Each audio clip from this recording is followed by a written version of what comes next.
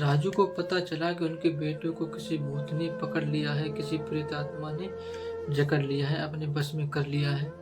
तो वह आनन फानन में एक तांत्रिक के पास पहुंच जाते हैं और उस तांत्रिक से विनती कर लेते हैं, प्लीज मेरे बेटे को बचा लो, मेरा एक ही बेटा है। तो उस तांत्रिक ने बहुत कोशिश की लेकिन उसे ठीक नहीं कर पाया और ऐसे लगभग 10 तांत्रिकों के पास वह अपने बेटे को ले गए, यहाँ तक कि डॉक्टरों को भी दिखाया लेकिन किसी ने ठीक नहीं करवाया।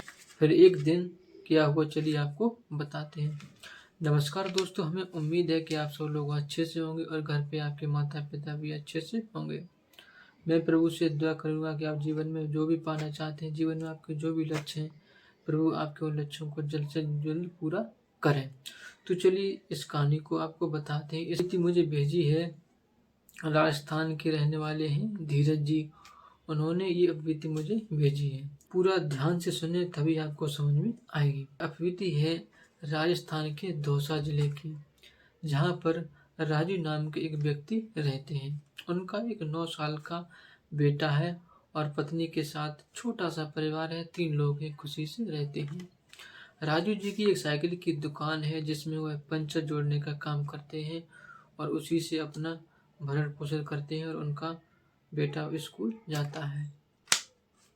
अच्छे खासे से जीवन उनका चल रहा था।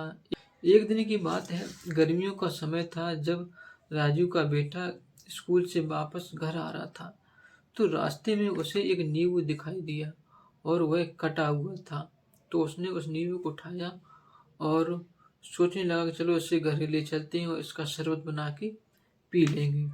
तो उसने फिर ऐसा ही किया, नींबू को उठा करके ले आया घर पे और उसका मतलब चीनी डाल के पानी में और उस नींबू को निचोड़ करके शरबत बना करके वह पी जाता है और पी करके खाना खा करके लेट जाता है। जब लेटते लेटते सो गया तो जब सोकर उठा तो उसे बहुत तेज बुखार था और सिर में दर्द हो रहा था। जब ये बात उसने अपनी माँ को बताई कि उसे दर्द है सिर में और बुखार भी आ रहा है, तो फिर उसकी माँ ने उसकी दवा करवाई।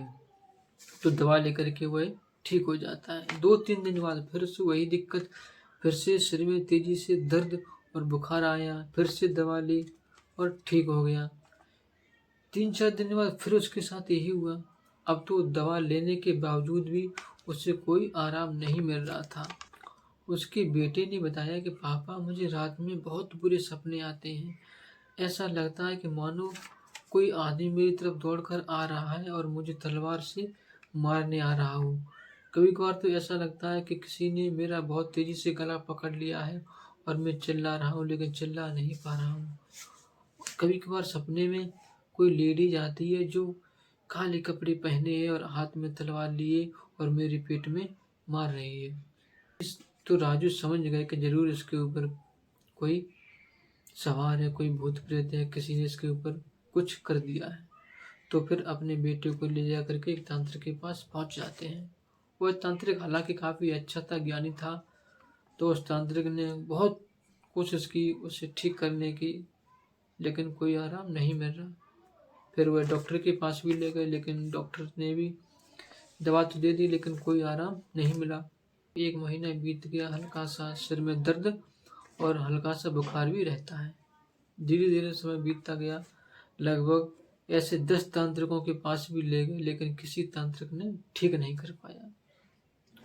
फिर एक दिन उन्हीं के पड़ोस में रहने वाले भगवान दास ने कहा कि आपने बहुत पैसा खर्च कर लिया, बहुत से डॉक्टरों को दिखा दिया, पर मेरी बात मानो, एक बार नारायण सागर हरि जी को दिखाओ, उनके सत्य के साथ में ले जाओ, मेरे साथ चलो, तो मैं गारंटी के साथ कहता हूँ कि आपका बेटा पहले जैसा हो जाएगा।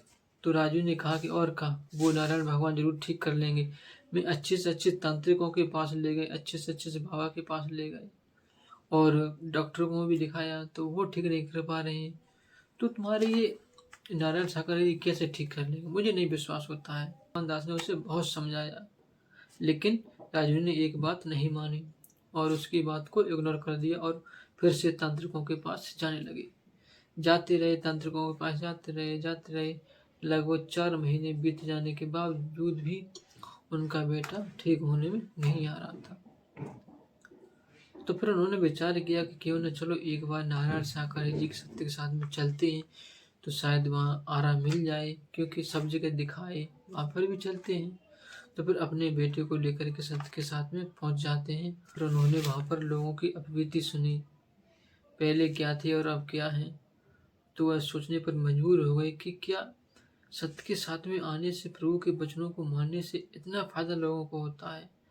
वह यकीन नहीं कर रहे थे, लेकिन उन्होंने यकीन किया, प्रभु के वचनों को माना, लगातार सत्य के साथ गए और अपने बेटे को भी लेकर के गए। और उनका बेटा तब से लेकर अब तक बिल्कुल ठीक है, कोई नुकसान नहीं, कोई हारी प्राती नहीं, कोई कष्ट नहीं, बिल्कुल खुशी से वह सभी लोग रहने लगे। फिर एक दिन जब भगवान दास उनको मिले तो राजू ने कहा कि भगवान दास तो ठीक कहता था कि मेरा बेटा नारायण साकार ही जी ही ठीक कर पाएंगे, और उन्होंने ही ठीक किया। यदि मैं पहले और चला जाता तो शायद मेरा बेटा बहुत पहले ठीक हो जाता। तो भगवान दास ने कहा कि कोई बात नहीं, जब आंखें खुली तभी मानो, कम से कम आपने यकीन तो किया। और मैं भी यही कहना चाहूँगा कि तुम्हारा बेटा ठीक हो गया, और किसी और को कोई कष्ट हो तो आप उसे ज़रूर बताना, प्रभु के सत्य के साथ में जाए तो उसका भी कष्ट दूर हो जाए।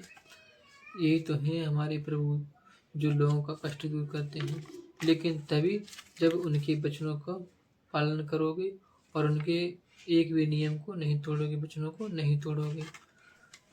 तो दोस्तों, ये थी अपीति जो हमें धीरज जी ने भेजी थी। उम्मीद है कि आपको ये कहानी जरूर पसंद आई होगी।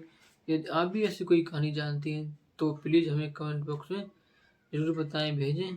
उस कहानी को लेकर के, उस अभियुक्त को लेकर के ज़रूर हम आएंगे। धन्यवाद।